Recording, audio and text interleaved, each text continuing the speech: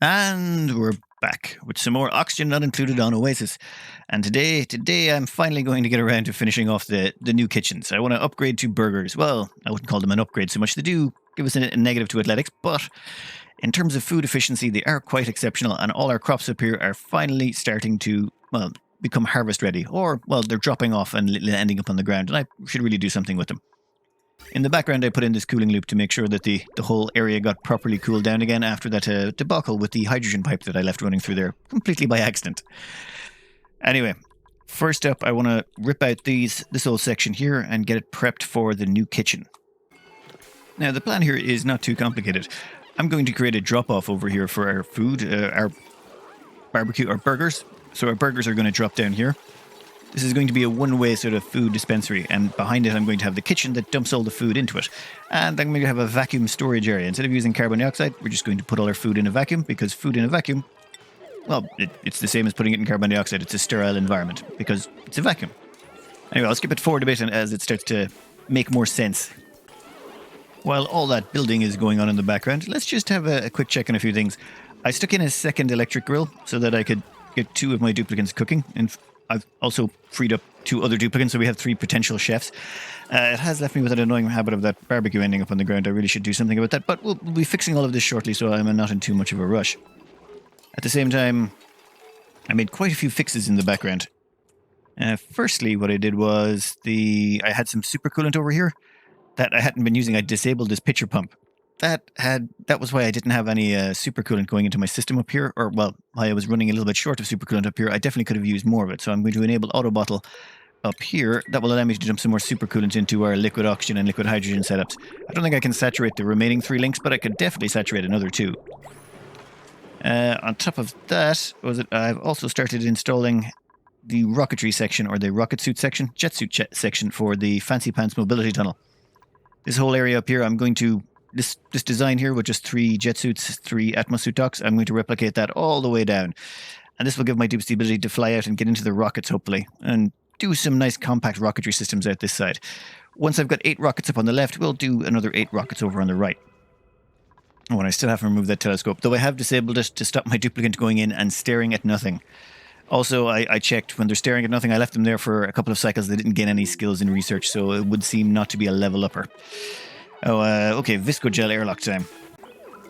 This will allow me to liquid lock in these 2 areas here. So this whole place I can make... okay, my tubes are going to end up getting sopping wet for a bit, but this will not be a high trafficked area after a while. Oh, and also I should probably free up this door so duplicants can get in and out both ways. Yeah, that makes more sense. Now, because we have this little sealed in area surrounded by liquid locks, we can put in a gas pump in here and just pump out any gases that accumulate. Now, I haven't locked any of the dupes out yet, but eventually we will be locking them out from getting in there so they can't keep contaminating the whole place. But this gives us a nice little system. Also, as well as that, I've left this drop off here. When I was dealing with these before and dropping infinite food onto a pile, once the food got to a certain size, usually a very large one, a few million calories, I started to have problems where the rails would clog up, and somehow the food would end up getting dumped inside tiles, just adjacent to where it was supposed to go. So what I've discovered is drop them 1 tile. Just drop them 1 tile and you won't have that problem anymore. So that's what I'm doing here, and that's what I'm hoping will work. Now let's check out the gases. Yeah, there's only a bit of carbon dioxide left, and that should get removed pretty quickly. Yeah, this seems to be kind of working. Okay, there'll be the odd dupe going through every so often, and that won't get sealed up for a little bit, but we're almost ready to seal that off and not allow the duplicants in there anymore. Perfect, so we'll just not allow any duplicants in or out. Done. And now we have a sealed room, and once they... How did you get in there? No one's allowed... Chevaldo? You know what? You can get out, but you can't get in. How's that? No one else go in there. Okay. Never mind. Okay, so now it's time to put in the actual cooking facilities themselves. This is where our gas range is going to go. This gas range will be doing our burger cooking, and it's going to be right here beside the ingredients. All the ingredients will get dumped into it from over here by our auto sweeper, so we'll have our sleet wheat grain and... well, not our sleet wheat grain. Our barbecue and our frost buns will end up there. Also our sleet wheat grain, because this is storage, so we're going to need another cooking facility for this to help out. And there's 2 extra electric grills. One of them will be for barbecue and one of them will be for sleet wheat. Well, for frost buns. So frost buns, barbecue, and then we dump them in here to get our actual burgers. The burgers will get loaded up onto this conveyor loader. And they should get sent across here and into our chute drop off. And I'm going to have to let some duplicates in there, aren't I, to get rid of the last of... That's why I left the doors in. I left doors in so I could get in and out of here if needs be. I'm also going to put up some automation to disable that mini gas pump. When the time comes, I might be able to just dump some chlorine or bleach stone in here, and that chlorine will help disinfect anything, just in case. I don't think I'm going to end up with any food poisoning germs on my food, but it's always nice to have the option of dumping chlorine into a section and finishing it off if needs be. And there we go. This is what our nice little compact kitchen is going to look like. 3 cooking facilities, 1 for barbecue, 1 for frost buns, 1 for frost burgers. Frost burgers will get dumped in here and dropped off this side. Duplicants should be able to reach across this and grab the frost burgers that are there, and they won't get their feet wet because they won't interact with the visco gel. All the cooking ingredients will get dumped up here, which can be accessed by this shipping loader, except for the meat. The meat will get dumped over here to be turned into barbecue. So all of that cooking material here, as in barbecue, which is right there, frost buns will end up right there, and lettuce will all end up right there. Also, they can get dumped into this section. But there's something we're missing. That is natural gas. This needs natural gas to get started. So let's have a quick gander over here. This has already been pre-sorted out and ready to go. Where was it? Yeah, over here. Now, there was a question. Why didn't I just tap off this line? This line here is natural gas. It's coming from way over the other section. But that's going to be intermittent. That's an intermittent supply. It's from some natural gas geysers and things like that. But this line here, this is where all my natural gas will be going through. So no matter what happens, I will always have the option to get natural gas out of here. Unless I completely run out of power. Which, unlikely. Could happen, but highly unlikely. Now we're going to go up this way. And just pop through in here and go straight into the gas stove. And this is going to introduce some negative decor to a few areas. Not too worried, to be honest. We've got so much good decor going on, it's not going to be too big of a deal. Oh, and one last thing I forgot. Lights. We need to add in some ceiling lights here, just so that we can get that 15% bonus for working in a lit workspace. 900 lux, that will be fine. I can throw in some more lights if needs be. I don't think the lux count really matters. Let's see, lit workspace? Oh, they're already in a lit workspace. Let's see, lit workspace, better visibility from lights languages, duplicate to work 15% faster. Perfect, that should speed up the cooking and make sure everything gets done in a timely fashion. Oh, what is that frost bun doing there? You need to be set to go in here. Frost bun. Frost bun.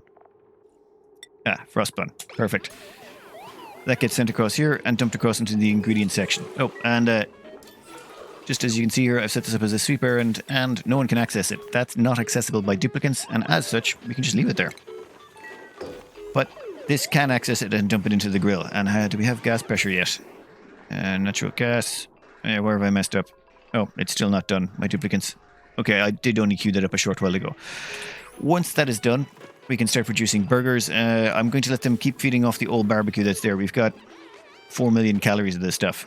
I think I'll hold off on letting them get access to the frost buns for just a little bit until we've built up a stockpile. We'll set you to auto and we won't allow any duplicates in there either. Oh, and we can turn this off as well. We don't need the gas pump on. But if we need, we can turn this gas pump back on so that we can vacuum out the area. Just in case I accidentally break the seal. I've broken the seal on these food storage container areas too many times. I leave in the gas pump now. That way I'm sure. If I do manage to keep this stationary for quite a while, I'll throw in some bleach stone. I can just simply set this to manual. One of these to manual usage. Throw in some bleach stone and the bleach stone will end up in this area and off gas, chlorinating the whole place. Now, that's all done. We can start decommissioning this old section and start moving the meat over. The reason being, all the meat currently gets dropped off in this conveyor receptacle. So I need to demolish all this old cooking stuff and move that meat receptacle over here, right beside the barbecue. And perfect. Just all of the meat should now go across here. That meat is coming from our little evolution chamber down here, though I might want to tidy up all the railing on that. That's an awful lot of railing I don't need, and I'm going to need to save on railing because I'm about to run an enormous conveyor rail all the way from our food areas. That should drop all the food in there, and oh yeah, all the food cooking is going well. Is that going to be our first burger? Oh no, we already have our first frost burger sitting on the ground doing nothing. 24,000. If we get several of them. The problem is I couldn't select it here to be dumped in here until a frost burger had actually been cooked. There we go, frost burger. Okay, dump it into there. Anyone? Does no one want to put it into the conveyor loader? Come on, it needs to go across there. There we go.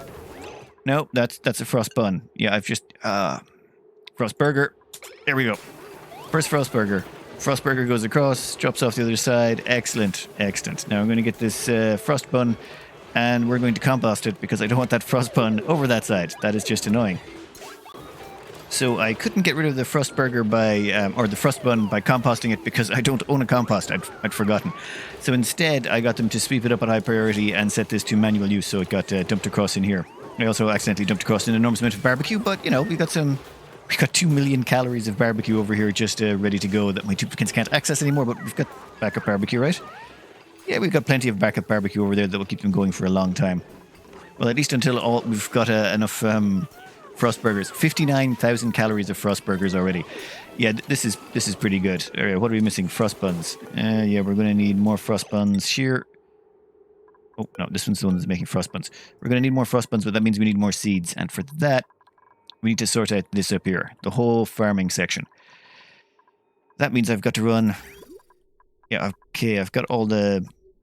What do you call them? Conveyor rails in place for this. I just need to run these conveyor rails down to the base.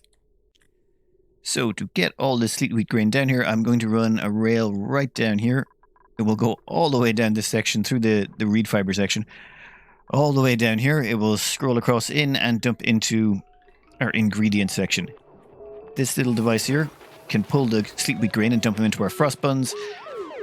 Perfection. And the lettuce is going to end up here as well. That can get dumped into the gas range for when we need to make frost burgers. This whole system should work out okay.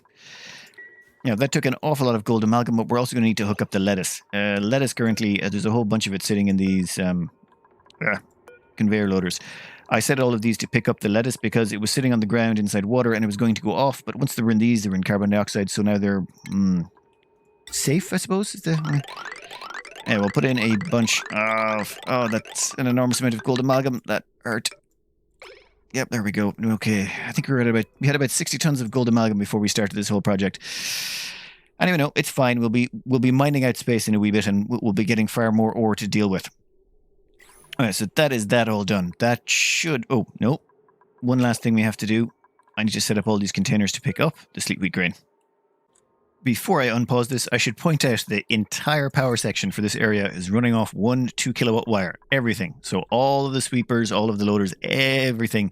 They're all coming off this one single wire. This one single wire goes all the way back here and hooks into a small power transformer. Not a large, just a regular power transformer, meaning it can only draw 1 kilowatt. So let's see what happens when 1 kilowatt of power gets drawn to try and power a whole bunch of these all at the same time. Yeah, does it work? I think this should.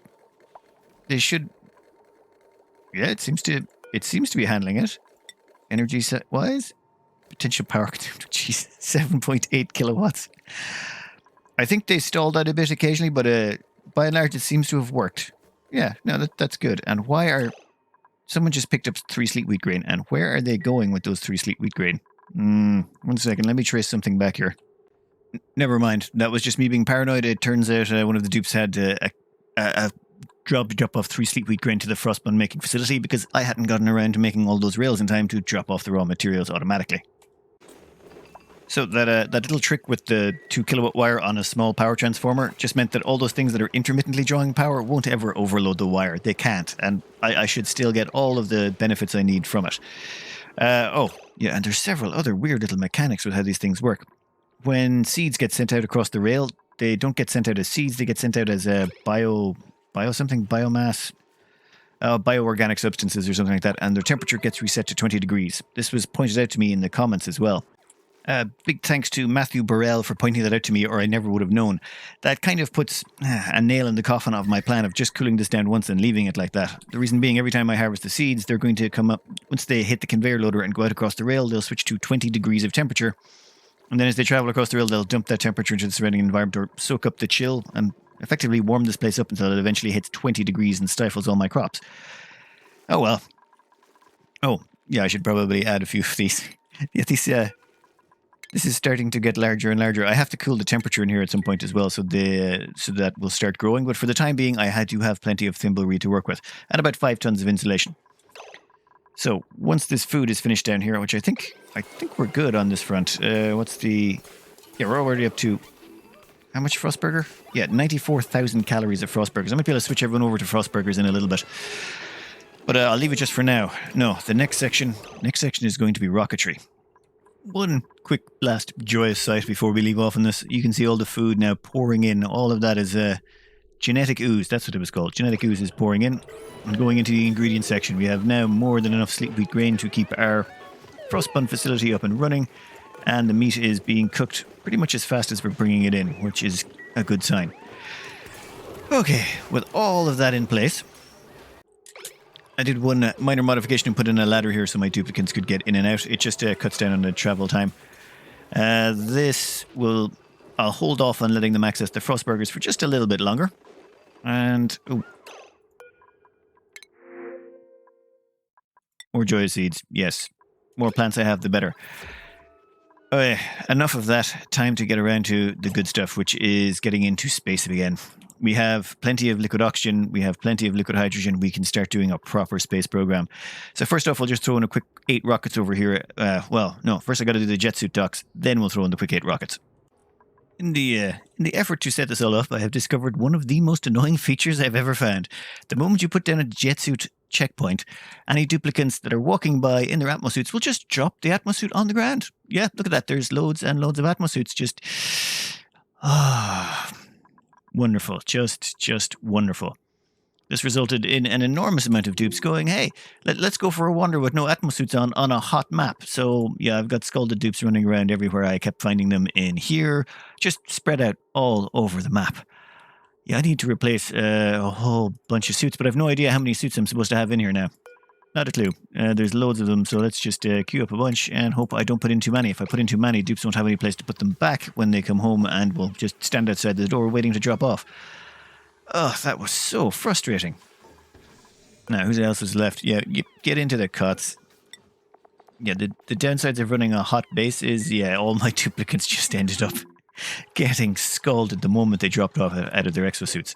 Now, what I'm doing from now on is I'm putting in doors first, set the permissions on the doors so no one can walk by, then build a jet suit checkpoint. That means they should never walk past it. Well, in theory. Let's find it. What are you doing? You walked past it. You didn't drop off your atmosuit. Why not? Well, I've also disabled them all. Yeah. Anyway, I'm just going to skip this forward a bit until I've got some more of these in and hopefully don't encounter any more of these problems. And bada boom. Got it all in. Well, quite a few rows in. This is going to be my experimental test. This is going to be for the 8 rockets on the left. If I'm going to put in the 20 on the right, I want to make sure this system works before I build it in. So all we've got here is 3 atmosuit dock drop-offs followed by 3 rocket suits. Now, I'm going to have to do the permissions on these really, really, really carefully.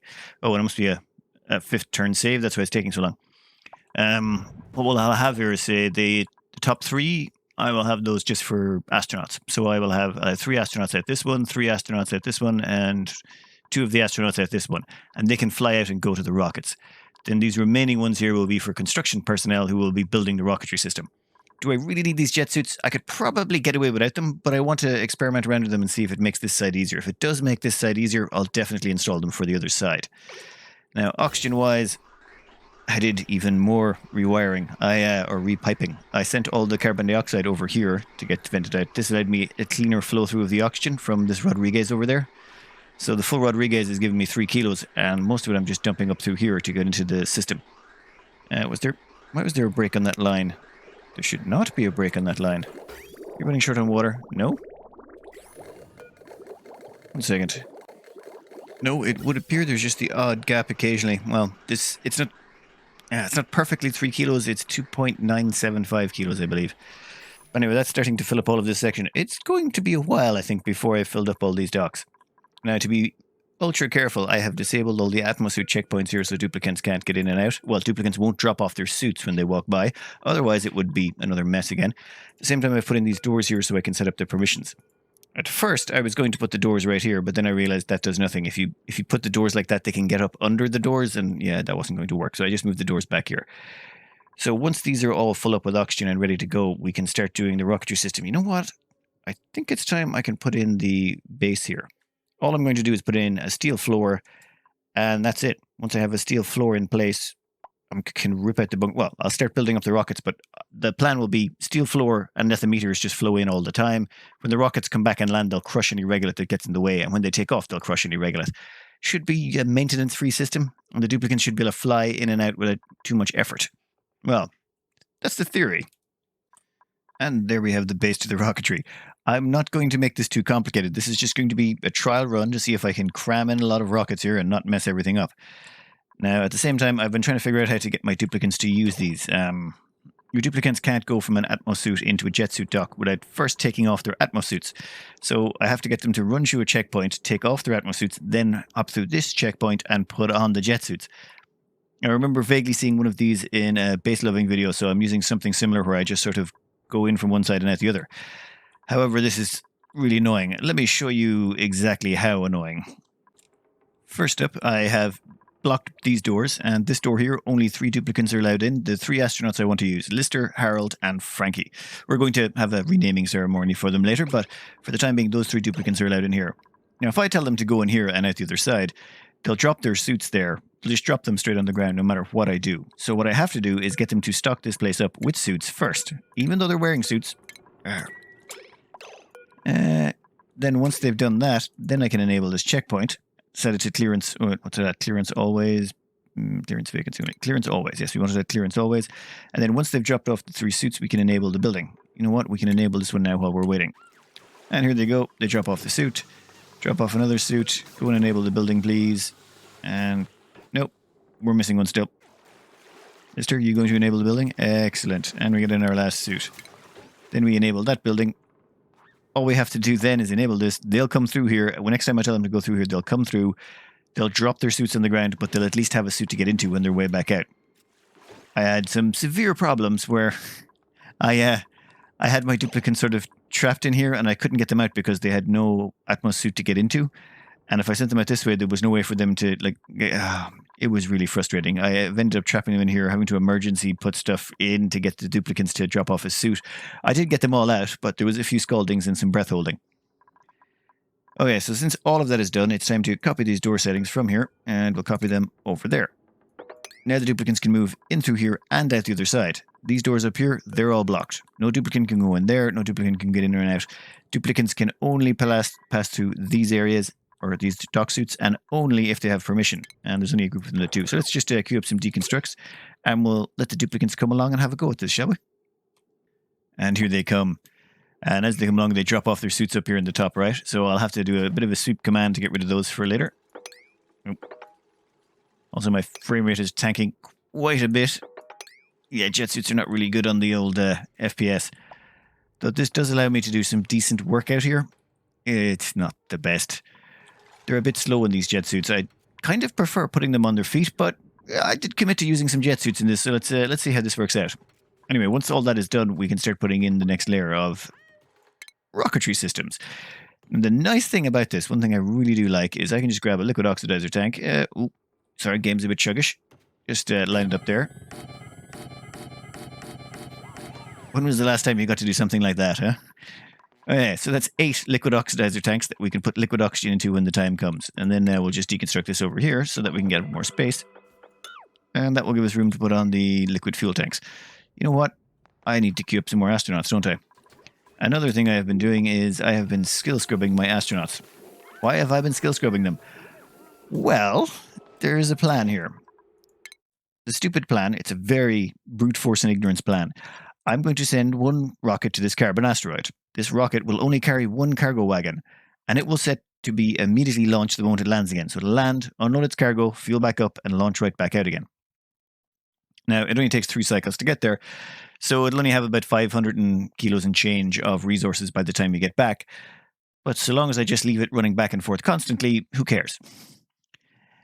And then I do the same with this one, and this one, and this one, and this one, and this one. I just queue up one rocket with one cargo module and send it to each individual planet. They just bounce back and forth. They won't get perfect efficiency or perfect optimization. I mean, I could try using water clocks to time things out and all that, but it starts getting really confusing when you do that. So instead, just throw power at the problem. Well, in this case, oxygen and fuel. I have lots of petroleum, I have lots of oxygen, and I'm just going to throw it at the problem and harvest every single planet by sending one rocket to every planet with one cargo module. So why am I using the skill scrubbers? Well, funny you should ask that. Let's say I take one of these with the orange helmets. They have rocket navigation. Rocket navigation increases 10% to rocket navigation efficiency, meaning they travel back and forth 10% faster. Well, I think that's what it does. I'm going to have to double check this. But if that's the case, I don't want them going any faster. If they go faster, that just means I'm burning more fuel to get to and from the planet. If it takes me, say, if it takes me 2.7 cycles to get to this planet, that just means I'm getting less resources because this has had less time to replenish. And I'm going to be launching more often, so I'll be burning more fuel. You know what? I prefer them dumb. So I've been skill scrubbing my dupes and reskilling them up to have these little blue hats, which indicates they've only got as far as rocket piloting. I'll have to do a little bit more checking here. Just 1 second. You know what? I'll worry about it in a minute. If it's a case of that it does affect fuel efficiency, I can always just add them on the extra skill. They've all got it, but I'm going to scrub the lot of the astronauts, every single last one of them. If they've got an orange helmet on, sorry, Nails, you're going. Yep, one small step for dupe. You're also getting scrubbed. Anyone else who's still got an orange helmet? Otto, how have you? Yep, all gone. So, next up, I'm going to queue up the rest of the astronauts. I'm going to need 8 of them to get up on this side, on the left-hand side. I've got 3 already allowed access. We'll put in another 3 here and 2 more there. And then once the rockets are finished, we can start flying. They're like a little swarm of bees. Look at them. And after a good bit of cleaning out, we've managed to get the bottom layer of this done. All we need to put on top of this is just 1 cargo module. Since all of them don't need to do anything too efficiently, we'll just throw those down like that. There's something very therapeutic about being able to throw down cargo modules that way. What? Let's have a quick check on see how much steel I've got left. 112 tons. Yeah, I'm good for a while longer. It is... Those jetsuit docks are fun. They do mean you don't have to worry about scaffolding and all that, but I still find them a tad slow. Okay. We're also going to need to want to do, we need to put in insulated pipes here, made out of ceramic to run the liquid oxygen and the fuel. Liquid oxygen is going to be coming from this side, so I think I might just run it up right through the floor. Yes, that will mean we'll be dealing with exhaust, but yeah, I don't care. We'll just go like that. Yeah, that's not how I meant to do that. That's how I meant to do it. Quick loop all the way around and right back in. When you're dealing with liquid oxygen, you cannot let it sit still in the pipes. If you do, it might take a quarter of a cycle, it might take half a cycle, it might take a whole cycle, but it will exchange heat with the ceramic pipes and it will crack. And then you'll have damaged pipes and you have to go and repair them and you lose a whole lot of oxygen. Oxygen-wise, we've got a full tank. Yeah, and I've put in a couple of access points here. This one here, it's just a viscogel liquid lock and that's all vacuum back there. So my duplicant should be able to get in here, and even if a little bit of oxygen escapes, it just immediately gets sucked into the vacuum of space. It was pointed out to me in the comments. I put in a vacuum pump here. All I had to do was remove the backing drywall. Yeah, I'm gonna blame sleep deprivation on that one. Yeah, just remove the backing drywall. My problem would have been solved. It would have been a power-free way of resolving that one. Over here, I had to get a little bit more creative. I've stuck in some mini gas pumps. So when I do break this open to do some servicing, well, any hydrogen that does get out should immediately come in here and get sucked up by the vacuum pump, so it shouldn't freeze my viscogel. All you're really worried about is your viscogel locks freezing or getting damaged in some way. Now, with all of that done, I'll just wait until they finish it off this section, and once they have, we can get on with the next part of this, which is filling these up with astronauts and filling them up with fuel, astronauts, and launching them consistently towards their planets forever and ever and ever. And then we just get to lay out these. Oh, damn it. Okay, I missed a few. Never mind. That's still so much fun to do building that way, especially when it comes to rockets. No, what am I talking about? It's amazingly fun to do that way when it comes to rockets. I did a bit of testing. I put together a command capsule and a duplicant was able to get into it from the rocket suit. So they were able to go straight from the jet suits into the modules without any gantry, which was quite a nice bonus. As well as that, I'm going to need shipping here. I want to ship all the cargo that comes out of them, and I think I'm going to do it rather simply. I'm just going to put steel rails. I need to use steel, otherwise they will melt. Ooh, the game is not liking all those jet suits. We'll put you through here. And drop you off there. And that's it. They'll all get dropped down to here. You know what? I can live with that being the drop-off point for all space for the time being. Well, that will provide us with the basis for the rockets. The fuel is already going in. It's plugged into my rather ridiculous amount of fuel pumping over here. I'm not too worried about the rocket suits or the jet suits running out of fuel. they don't consume a lot, and well, this refueling should be fairly infrequent. I might get a more dedicated line later on, but for the time being, it seems to be working out. So next up, yeah, we've got to hook in the oxygen. Let me have a quick think about this. Very simplistic system going in here. The liquid oxygen gets pumped out here. I shouldn't have that sitting in the pipes right now. You can see it bleeding heat out, and it's slowly going to crack and damage the pipes, but that will flow up here, go up all the way around, and then come right back down again. And then when it comes right back down, it will slow straight over here and right back up into the tank. And can they reach that? Yeah, they can reach that. And when it gets dumped back into the tank, it will get rechilled before getting sucked back out by the pump again. You want to keep rotating your oxygen and your hydrogen, at least at the start, until you can get your hands on lots and lots of insulation. You can't stop it from exchanging heat with the pipes. Ceramic is the best insulator we've got right now. And if you'll notice here, this the liquid oxygen is slowly decreasing in temperature. 180.7, 0.6. It's exchanging temperature with the pipe itself. Now, there's a few things to be aware of with this when it comes to insulated pipes. You can make regular pipes, but for confusion's sake, you can make those regular pipes with insulation, which is this stuff here. And it will tell you that it's a perfect insulator. It's not.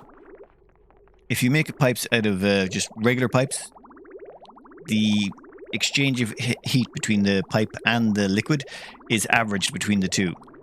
So even though one of them has almost zero thermal conductivity, the liquid oxygen will have some thermal conductivity, so the two will exchange a bit of heat and the pipe will start to absorb some of the chill out of your liquid oxygen. However, if you make insulated pipes, the conductivity of the insulated pipe is used, and whatever material is being passed through it, all its thermal conductivity is ignored. Let's see here. Ooh, yeah, there's a cracked pipe segment. We can repair that, it'll be fine. We can rebuild it. So, once all of these are fueled up, we'll be ready to launch all of them. I might want to slowly do that. Once these are all fueled up, though, I'm going to need to set up some automation. Now, how am I going to automate these so that when they're ready to go, they should launch? Well, probably the simplest thing to do, considering we're never stopping them, would be just to do that. Yep. So once they're hit ready, they'll send an on signal to launch. Perfect. We're not going to have any doors. And if we've no doors, that means there's no complicated automation. That is by far the simplest rocket automation I've ever had to do. Now, that will, of course, mean I'll have to delete all the doors, but that's fine, because to prevent myself from, dying to meteors, all I'll do is I'll stick down some tiles, maybe. Yes, some bunker tiles right about there. Any meteors that come in, all of these doors and stuff should be able to absorb them. Worst case scenario, I'll have to do a bit of ooh, yeah, you know what? We're going to put a layer of bunker tiles right about there. Reason being, some meteors are going to get in here. I'll have to put in a mining drill, but that's for later. I'm not going to worry about it for just now. Once these are all fueled up, we'll assign the pilots and we'll launch these suckers. It is done. I have put all of the liquid through here, so that means we're full. Everything's done. The fuel through there is all done, and we have loaded all the duplicants up. I pulled all of their names from the comments. I said, yeah, give me some suggested astronaut names. People put them in, and some random ones got chosen. This one was mine, One Small Step for Dupe, and Lister because they got reassigned. But then after that, we have Jebediah Kierman. Then we've got Buzz Dupe here. Also, Dupe Skywalker, of course. Major Tom. That was a popular one. Arm Neil Strong. And Neil Dupestrong, because, we can't have enough of those. And there's even a Nails Armstrong to come, but I wanted to wait until we had a Nails Dupe for that one. Now, how are we going to launch these? Well, if we check our automation wires here, everything's all green. If we check on the star map, you'll notice we have our 8 rockets over here all ready to go. It's 1 to 8, even though the first one's labeled with a 5. And now every single planet, the first 8 stellar bodies, I'm just going to refer to them as planets. The first 8 planets all have a rocket assigned to them. Now, how do we launch them? Well, the only thing blocking them is the doors. So what happens if we just start deconstructing those? You know what? Let's just queue up a deconstruct on all of those. And then our dupe should come along. Deconstruct those, and then the rocket launches can begin. First door gone. I'm sort of curious what's going to happen if one of these dupes is in the way of the rocket when it starts to take off. I think they'll be fine. Probably fine. Okay, that one should just immediately launch now. It's got clear skies. And there we go. Godspeed, whichever one you were. Yeah, that dupe just sat there while a rocket flew by. That is a brown trousers moment. Okay, that is pretty awesome sauce. I need something a little bit more cinematic.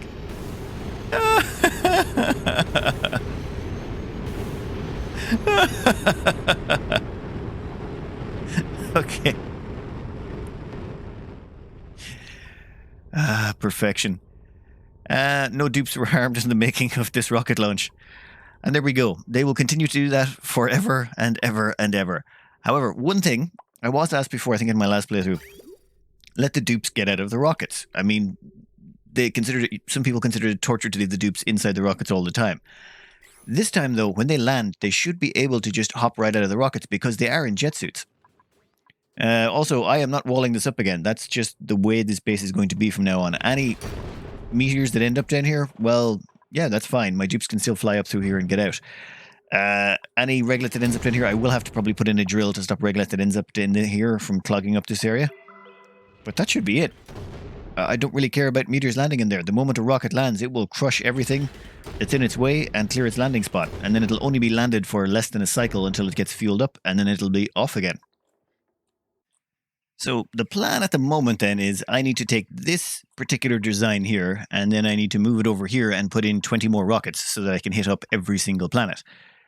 Downside is I'm going to have to add in more jet suit docks, and they really are an FPS killer. Oh my god, the amount of damage it did to my FPS just putting in those exosuit docks.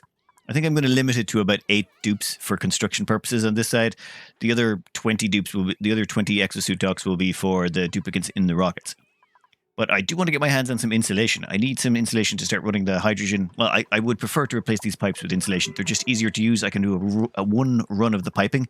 No return run. No need to circulate anything. Insulated pipes made of insulation are perfect insulators. On the bright side, 4 of these rockets, or 4 of these planets that these rockets are going to, yeah, they've got insulation on them, or was it isoresin, so I can make insulation to that. 3 of them have access to fullerene, so I can make more supercoolant, and a bunch of them have some niobium and other stuff. I don't care. We are going to strip mine every single one of these planets anyway, so it doesn't really make a difference. After 100 cycles or so, there'll be nothing left on them, and I'll be gaining. I did the calculations on this, and my calculator tells me that, just say I go to this planet, I'll get about half a ton of resources on every run. It takes me 6 cycles to get there, and in that time, it will regenerate 500 kilos. Same with this, same with this. The planet seems to be configured with a replenish rate of, well, 500 kilos if you could do a round trip. So I'll get 500 kilos from here, 500, 500, 500 from this ring, 500 from this. The only difference, though, is if you encounter, say, once an asteroid is somewhere like, say, this replenish rate here, the replenish rate of all the carbon asteroids in the system will be the exact same. So this one here will give me about 2.5 tons of resources every run. So I might have to start doing some different rockets to some of the carbon asteroids. I think there's a metallic one out here somewhere. Where is it? Yeah, there's metallic asteroids out here. So they have the replenish rate of a level 2 planet, but they're really, really far out. I'll probably have to run a hydrogen rocket with a couple of cargo modules, though I'm not even sure it's possible at that range. I don't think I'll be able to strip mine unless I run multiple rockets, and I will not have room for multiple rockets. I've already got 8 up and running. I just don't have enough sky to launch that many. So it'll be 1 rocket to every single planet is the plan. Anyway, I think I'm going to cut this out here. I've got more than enough footage. Yeah, the farms are up and running. Ooh, the barbecue. How's the barbecue coming along? We've got, not the barbecue, the frost burgers. We're up to 1 million calories of frost burgers, and all of my dupes have been tucking in. I've let them access to the frost burgers a while back. Excellent. That kitchen worked out just perfectly. Anyway, hope you enjoyed this trip down Rocket Lane and those angry swarm of bees, and good luck.